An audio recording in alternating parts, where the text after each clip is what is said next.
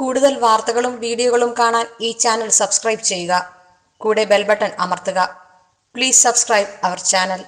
നമസ്കാരം. എല്ലാ മാന്യ ജ്യോതിഷ വിശ്വാസികൾക്കും ജ്യോതിഷ പ്രേമികൾക്കും എൻ്റെ എളിയ എപ്പിസോഡിലേക്ക് സ്വാഗതം. നമ്മൾ ഇന്ന് ഇവിടെ പറയാൻ പോകുന്നത് മരണം വരെ രാജതുല്യമായിട്ട് ജീവിക്കുന്ന ചില നക്ഷത്രക്കാരും ഗ്രഹനിലക്കാരുമുണ്ട്. കാരണം മരണം എപ്പോഴും നമ്മുടെ മുമ്പിൽ തന്നെ, എപ്പോഴും നമ്മുടെ മുൻപിലുള്ള ഒരു സാധനം, ഒരു പ്രക്രിയയാണ് മരണം. പ്രപഞ്ച സത്യമാണ് അല്ലേ? നമ്മളെല്ലാവരും എല്ലാവരും ജനിച്ചു കഴിഞ്ഞാൽ മരിച്ചിരിക്കും, സംശയമില്ലാത്ത കാര്യമാണ്. ഒരു ജനനമുണ്ടെങ്കിൽ ഒരു മരണമുണ്ട്, അത് സത്യസന്ധമായിട്ടുള്ള കാര്യമാണ്. എന്നോട് കമൻ്റ് ചെയ്ത വിഷയങ്ങളാണ് ഞാൻ പറഞ്ഞത്. മരണം വരെ രാജതുല്യമായിട്ട് ജീവിക്കാൻ കഴിവുള്ള ആൾക്കാരുണ്ടോ? അങ്ങനെയുള്ള ഗ്രഹനിലയുണ്ടോ?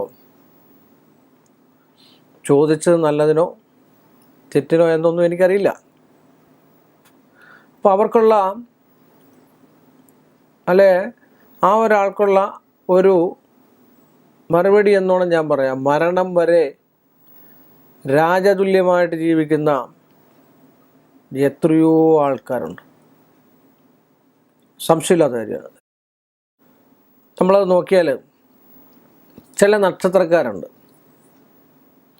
പക്ഷെ മരണം രാജതുല്യമെന്ന് വിചാരിച്ചാൽ എന്താ? 4 നേരം മൃഷ്ടാന്ന ഭോജനം, അവരുടെ ഇംഗിതത്തിനനുസരിച്ച് പരിചാരകർ, മറ്റാൾക്കാർ, എല്ലാവരും ഉള്ള ഒരു സംവിധാനത്തോടു കൂടി ജീവിക്കുന്ന ആൾക്കാരാണ് മരണം വരെ രാജതുല്യമായിട്ട് ജീവിക്കുന്ന, ചക്രവർത്തിയായിട്ട് ജീവിക്കുന്ന ആൾക്കാരുണ്ട്. നിങ്ങൾ ചില നീചഭംഗ രാജയോഗത്തിലും ഗജകേസരി യോഗത്തിലും ഒക്കെ ജനിച്ചിരിക്കുന്ന, അതിലൊരു കാരകത്തുള്ള ആദിത്യനാണ്. അച്ഛനും ദേവനൻ രാജാവ് ആത്മാവും പ്രാണനസ്ഥിയും. അപ്പം ദേവനെ ചിന്തിക്കുന്നത്, അച്ഛനെ ചിന്തിക്കുന്നത്, ഇതൊക്കെ ആദിത്യൻ്റെ കാരകത്വമാണ് അല്ലേ?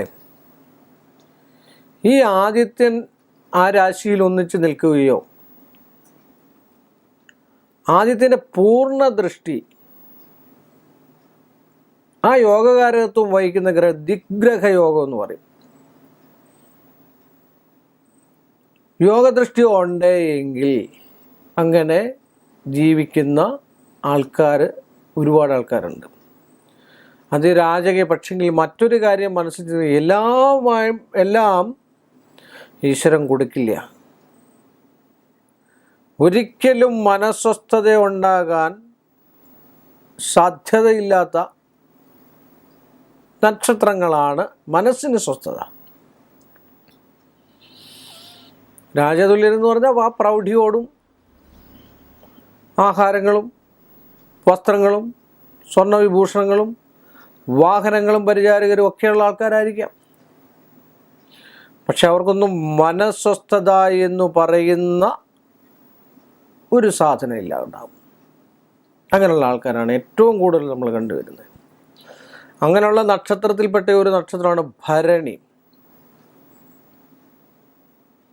അതുപോലുള്ള നക്ഷത്രത്തിൽപ്പെട്ടതാണ് രേവതി. മനസ്വസ്ഥത എന്ന് പറഞ്ഞാൽ വളരെയധികം കുറഞ്ഞിരിക്കുന്നതായിട്ടുള്ള അവസ്ഥയാണ്. ഓരോ ദിവസങ്ങളിൽ നമ്മളിലേക്കാളൊക്കെ ഇരട്ടി പ്രശ്നങ്ങൾ ഉണ്ടാകുന്നൊരു നക്ഷത്രമാണ് രേവതി. അതുപോലെ തിരുവാതിര നക്ഷത്രം രാജപ്രൗഢിയോടും കാണാൻ രാജപ്രൗഢിയോട് ജീവിക്കുന്ന കാണാം, ആഡംബരാദി വിഷയങ്ങളോടുകൂടി ജീവിക്കുന്ന കാണാം.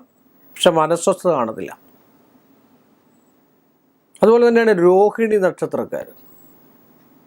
ഒരുപാട് കഷ്ടങ്ങളും നഷ്ടങ്ങളും ഒക്കെ അനുഭവിക്കാൻ തയ്യാറായിട്ട് രാജപ്രൗഢിയോട് ജീവിക്കുന്ന ആൾക്കാരാണ്. അതുപോലെയാണ് അത്യന്തം ഇതായിട്ടുള്ള ആയില്യ നക്ഷത്രക്കാർ, അതുപോലെ മൂലം നക്ഷത്രക്കാർ, തൃക്കേട്ട നക്ഷത്രക്കാർ, വിശാഖം നാൾ തിരുനാൾ എന്നൊക്കെ പറയുന്ന രാജാക്കന്മാരുണ്ടായിരുന്നു. വിശാഖ നക്ഷത്രക്കാർ, ഇങ്ങനെയൊക്കെയുള്ള അവിട്ടം നാള്, ഇങ്ങനെയൊക്കെയുള്ള ചില നക്ഷത്രം. പക്ഷേ ഈ നാൾ മാത്രം നമ്മൾ ശ്രദ്ധിച്ചാൽ പറ്റത്തില്ല. ഇവർക്ക് രാജകീയ യോഗത്തോടോ രാജപ്രൗഢിയോടോ എല്ലാ നവരസങ്ങളും അനുഭവിച്ച് ജീവിക്കാൻ കഴിവുള്ള ചില നക്ഷത്രങ്ങളാണ്.